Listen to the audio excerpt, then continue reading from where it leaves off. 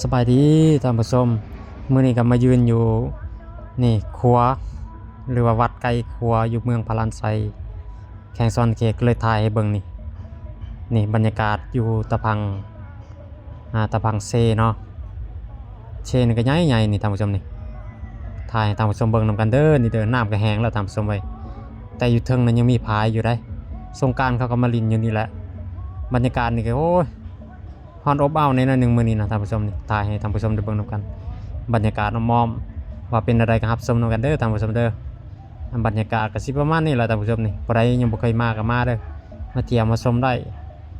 บรรยากาศนี่ก็ดีพอสมควรได้ท่านผู้ชมนี่ก็ละถ่ายให้ท่านผู้ชมได้เบิ่งนำกันคันยามพ้นนี่น้ำขึ้นฮอดพี่แล้วนี่ท่านผู้ชม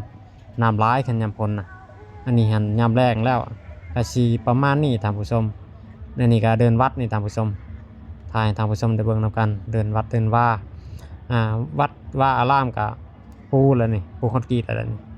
บรรยากาศสิประมาณนี้ท่านผู้ชมนี่อันนี้ก็กุฏิเป็นกุฏิสองสั้นเบื้องลมนี่ก็เป็นดินเบื้องเทิงก็เป็นไม้ท่านผู้ชมนี่สวยสดงดงามท่านผู้ชมอ้าวขอจบคลิปเท่านี้